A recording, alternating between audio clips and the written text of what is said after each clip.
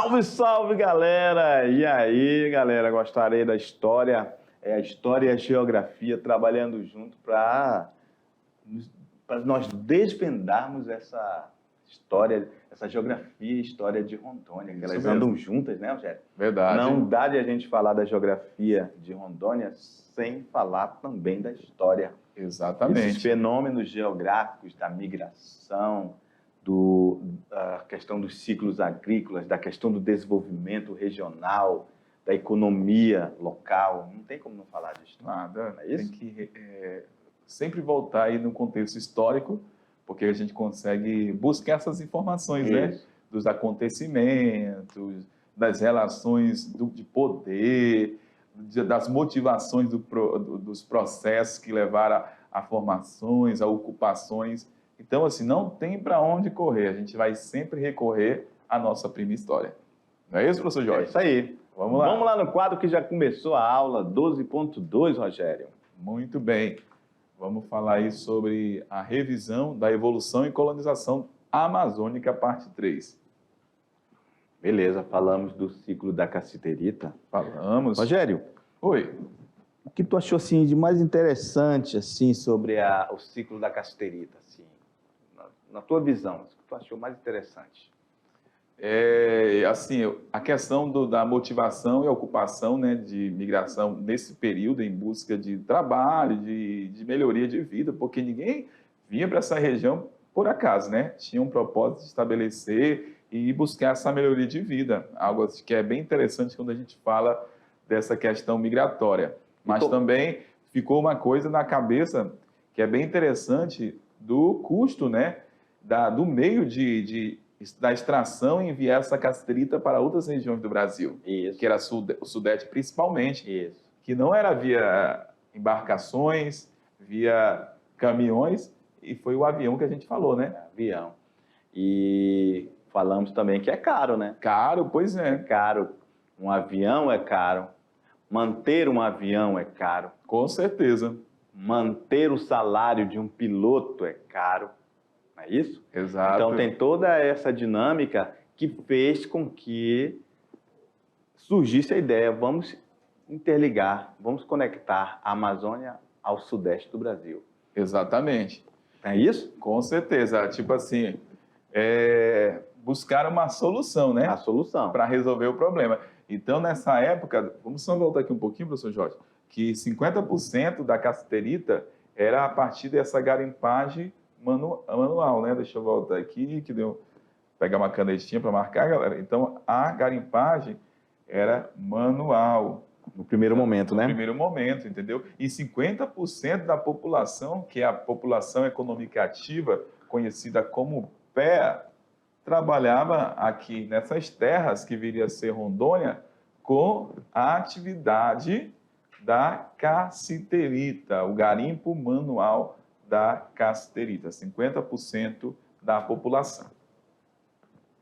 E falamos que a partir de 1970, né, mais uns 60 para 70, houve a proibição do trabalho manual e só foi permitido o trabalho semi-industrial com máquinas. Mecanizado. Mecanizado. E privilegiou, inclusive falamos que eram multinacionais. De outros lugares do mundo, que fez com que não houvesse o desenvolvimento regional. Muito bem. Não é isso? Isso mesmo.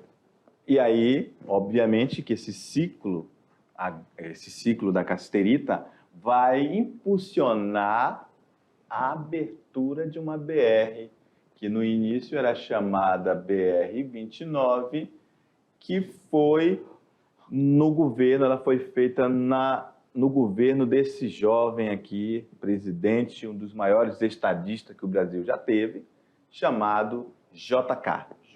Juscelino Kubitschek. Muito bem. É isso, Rogério? Com certeza. E olha só, imagine só que o ciclo anterior era o ciclo da cassiterita. Então o governo já pensava o quê? A Amazônia está isolada, a gente está tirando a cassiterita de avião, né? E fora que tinha outras partes aqui do oeste da Amazônia que precisavam de desenvolvimento. Então garantir essa abertura da BR-364 certamente iria garantir essa ocupação mais efetiva aqui na região da Amazônia.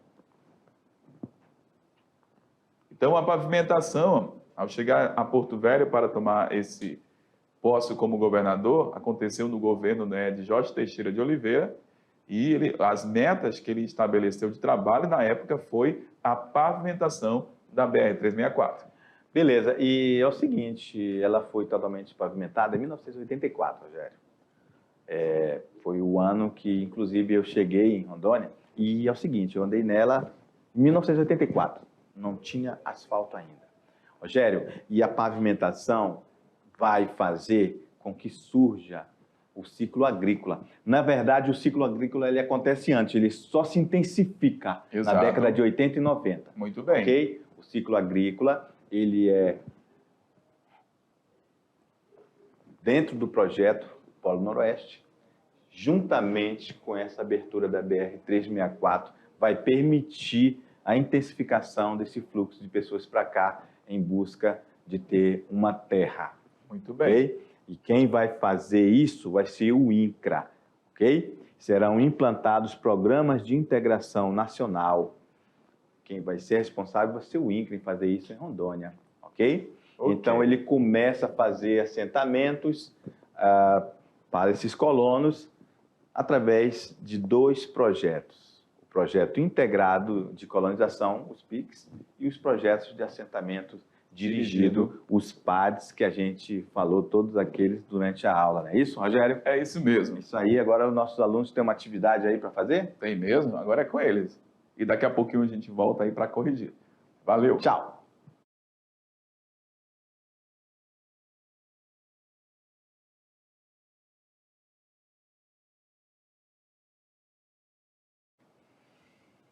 Pronto, galera, voltamos e foi rápido demais, professor Jorge. Tranquilo. A gente ia correr ali para tomar uma água, mas nem deu tempo, porque a gente voltou e a galera aqui do estúdio está ansiosa para poder verificar o teu resultado. Não é isso, professor Jorge? É isso aí. Até a Adelina aí está querendo esperar. E aí, a galera foi bem, não foi bem? Falei, se acalme, porque daqui a pouquinho a gente vai fazer essa conferência. E chegou a hora. Vamos lá, de olho na tela. Atividade sala, resolução. Questão.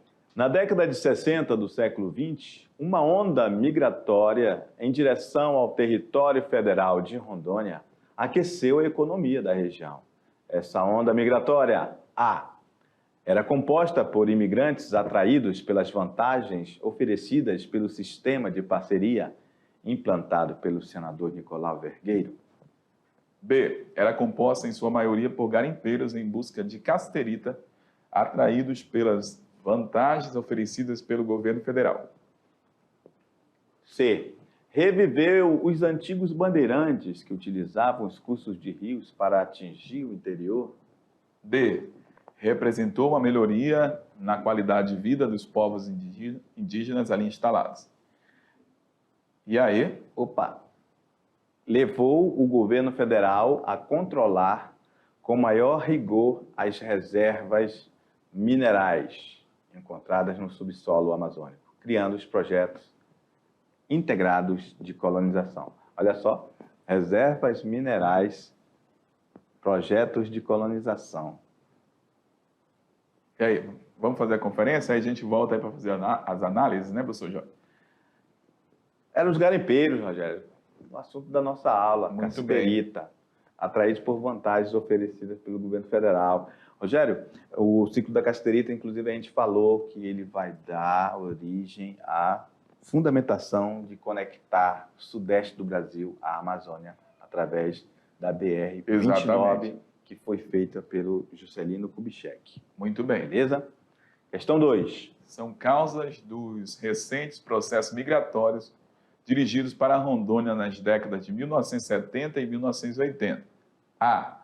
Colonização da BR-364 e os garimpos de ouro do Rio Madeira. B. O segundo ciclo da borracha. C. A colonização do eixo ferroviário da Madeira-Mamoré. A. D. A formação das grandes lavouras de soja, cacau, entre Porto Velho e Humaitá. E a letra E. A abertura dos garimpos de casteritas nos rios Ji-Paraná e Machado. E aí, Rogério, falamos o tempo todo de garimpo, falamos de BR. Exatamente. É isso. Falamos, inclusive, que intensificou Com certeza. essa onda migratória. Falamos isso durante a A aula. partir de um acontecimento, né? Que Exatamente. integrou Rondônia Ao restante do Brasil. muito bem. Beleza.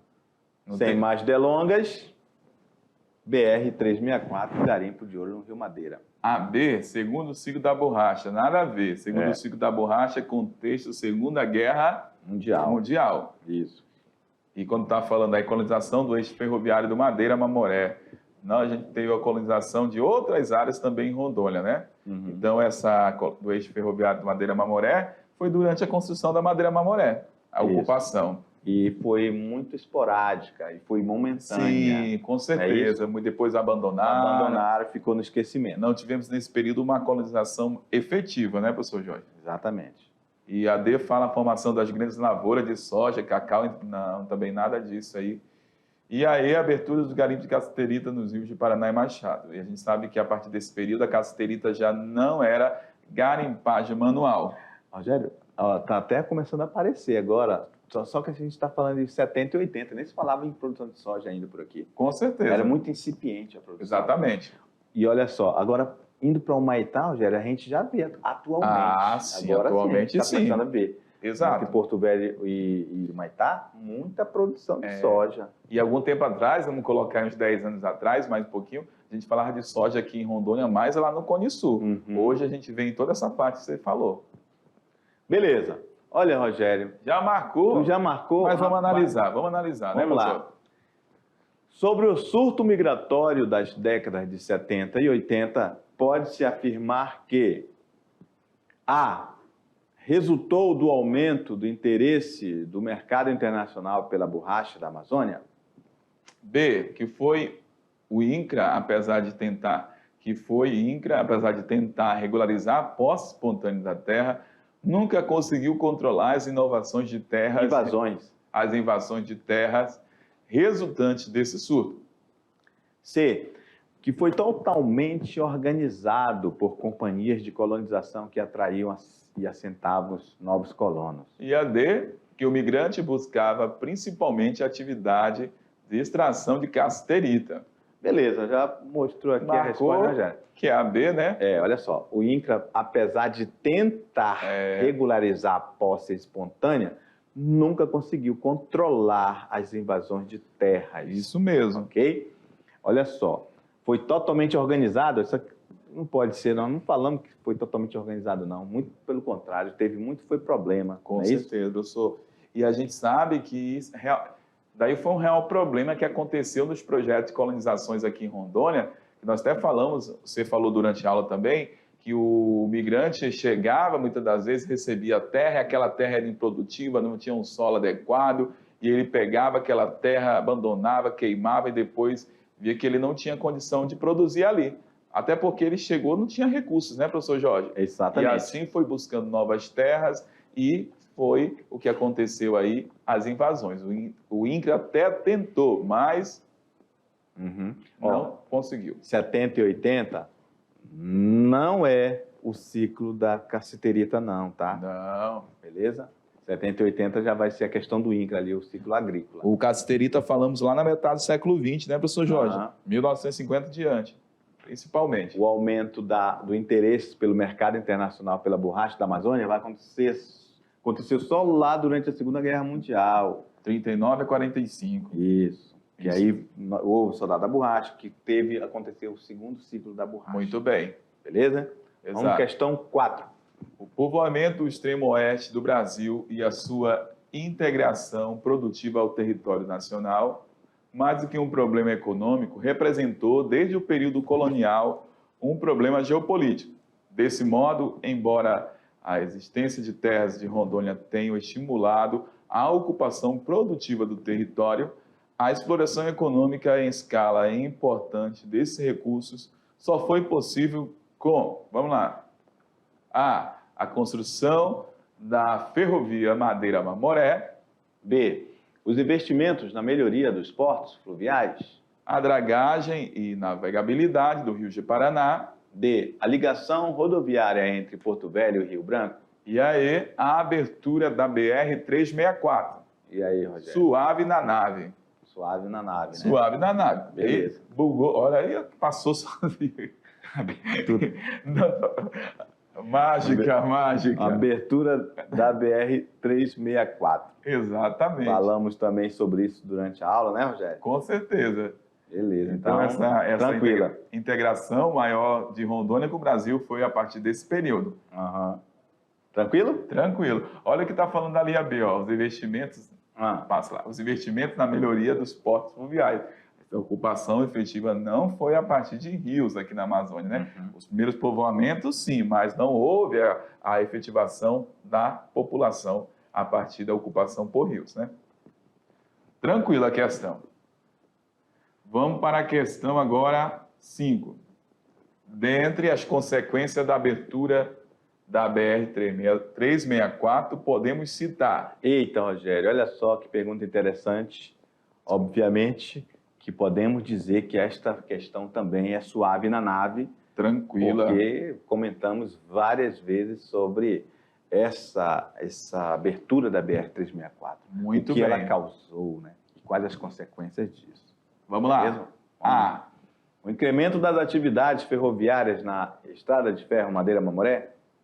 O processo de colonização a partir dos garimpos de ouro localizados ao longo da BR-364 durante as décadas de 60 e 70. Eu estava esperando só tu falar B, viu? A B, Tá bem, é. Beleza, vamos lá. C. O processo de colonização agrária que trouxe para o eixo da BR-364 imigrantes predominantemente sulistas, responsáveis pela fundação de municípios como Cacoal e Presidente Médici. A D. O incremento da colonização ao longo do eixo Guaporé, Madeira e Mamoré, cortado pela BR-364. E letra E. O desenvolvimento de um notável parque industrial nas cidades surgidas ao longo da BR, a partir da facilidade de ligação entre Rondônia e o restante do Brasil. Bem, desenvolvimento industrial em Rondônia, ela é ainda um pouco tímida. Já falamos sobre isso quando falamos de economia de Rondônia, né, Rogério? Então, ó, a letra E está dizendo que ainda é um desenvolvimento notável. Não. Mas se é notável é porque é um parque industrial absurdo, Com né? certeza. Então não pode ser a letra E. E até hoje a gente não tem tanta expressividade no setor secundário da economia que é a indústria, né, professor Jorge? Olha, dizendo que Guaporé, Madeira e Mamoré são cortados pela BR-364. Se o aluno não tiver a noção de geografia, só que eles têm essa noção, eles sabem que a BR-364 está muito longe lá da bacia do Guaporé, da Mamoré. Então, olha só, não vai ser esse aqui, ok? Obviamente que muitos dos nossos queridos alunos são netos e bisnetos de pessoas lá do sul do Brasil. Muito bem. Ou seja, são pessoas que ajudaram a construir o nosso querido estado de Rondônia, Rogério. É isso mesmo. São os destemidos pioneiros. E, por sinal, a nossa extra classe do terceiro ano de Geografia de Rondônia é até uma entrevista com o migrante que chegou em Rondônia. Boa! Né? Então, para reforçar que daqui a pouco o teu professor presencial vai te instruir como você fará essa atividade extra classe, que é bem interessante. Então, aprofunde e saiba mais da história do seu querido estado de Rondônia e do nosso querido estado, que a gente quer saber também, beleza? Então, sucesso na atividade extra classe, aproveitando aí a temática sobre migração, né, professor Jorge? É isso aí. Beleza, galera? Então é isso, a gente se encontra aí na nossa próxima aula. Um grande abraço para vocês e até mais. Tchau. Tchau.